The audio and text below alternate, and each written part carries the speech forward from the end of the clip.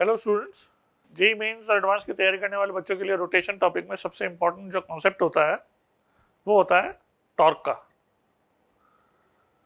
Force का जो ये इफेक्ट है, टर्निंग इफेक्ट, उसे हम टॉर्क से मेजर करते हैं।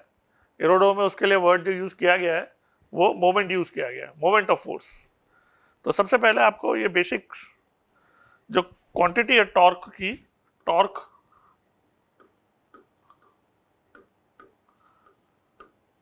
ड्यू टू अ फोर्स, इसको आपको समझना चाहिए कि इसकी डेफिनेशन क्या है। किसी रिजिड बॉडी के लिए सर्टेन ओरिजिन के अबाउट यदि किसी पॉइंट पे लगने वाले फोर्स का हमें टॉर्क लिखना हो तो उसकी डेफिनेशन होती है R cross F. Vector quantity होती है ये, और इससे हम ओरिजिन के अबाउट, जिस पॉइंट के अबाउट टॉर्क निकाल रहे हैं, उसके अबाउट इस एफ फोर्स की इफेक्टिवनेस मेजर होती है। How effective is the force in causing the angular acceleration in the body. तो रोटेशन कॉज करने की जो इफेक्टिवनेस है उसको हम फोर्स के टॉर्क से मेजर करते हैं। ये जो होता है इसकी क्रॉस प्रोडक्ट वेक्टर्स का यदि आपने पढ़ा है तो आर एफ साइन थीटा से हम इसे R sine theta into F से जब लिखेंगे तो ये आर साइन थीटा बन जाता है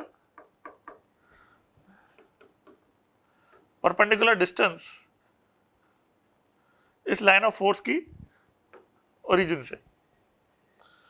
क्यों? क्योंकि ये एंगल यदि थीटा है, ये एंगल यदि थीटा है तो इस आर का साइन थीटा ये आर परपेंडिकुलर हो जाएगा। इस आर परपेंडिकुलर को मोमेंट आर्म कहते हैं, और इस टॉर्क को एरोडो में मोमेंट ऑफ फोर्स बोला गया है। तो एक तो एरोडो की लैंग्वेज सवाल करने के लिए जानना बहुत जरूरी है कि जिसे हम फोर्स के टॉर्क के रूप में जानते हैं, एरोडो के अंदर उसे मोमेंट बोला गया है। और फोर्स का मोमेंट और आर्म लेंथ यदि पूछे तो वो आर्म लेंथ निकालने के लिए टॉर्क के मैग्नीट्यूड में फोर्स के मैग्नीट्यूड को डिवाइड करते हैं तो आर्म लेंथ हमें मिलती है। टॉर्क के मैग्नीट्यूड में फोर्स का मैग्नीट्यूड को डिवाइड करेंगे तो हमें आर्म लेंथ मिलेगी। तो इस सवाल को देखें यदि अपन, तो इस फोर्स को पोजीशन वेक्टर आर पे लगाया गया है। फोर्स का वेक्टर दे रखा है, पोजीशन वेक्टर दे रखा है जहां पे फोर्स अप्लाई किया गया है, और आपसे पूछा गया है find the moment and the arm length of the force relative to point O. तो आपको क्या करना है इसमें कि इस एफ वेक्टर जो दे रखा है और जो आर वेक्टर दे रखा है उससे क्रॉस प्रोडक्ट से इसकी वैल्यू निकालनी है, और जो फोर्स का वो मोमेंट वेक्टर क्वांटिटी हो जाएगी, और फिर आर्म लेंथ निकालने के लिए उसका मैग्नीट्यूड निकालना पड़ेगा वेक्टर का, और टॉर्क के वेक्टर में फोर्स के मैग्नीट्यूड को, जो कि हम अंडर रूट ए स्क्वायर और बी स्क्वायर बोल सकते हैं, डिवाइड करेंगे तो आर्म लेंथ आ जाएगी। तो इसका आंसर आप ए बी माइनस बी ए के कैप, तो टॉर्क आना चाहिए, और आर्म लेंथ जो है इसका magnitude divided by the force का मैग्नीट्यूड। तो आप चेक करो, बड़ा सिंपल सा ये क्वेश्चन था टॉर्क के कॉन्सेप्ट के ऊपर।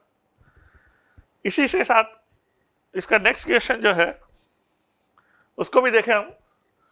तो इसमें दो फोर्सेस दे रखे और हमें रिजल्टेंट फोर्स की आर्म लेंथ निकालनी है।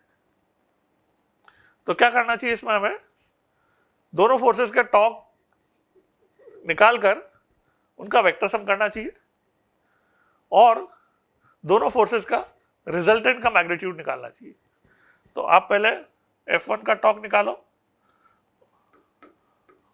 R1 क्रॉस F1 से,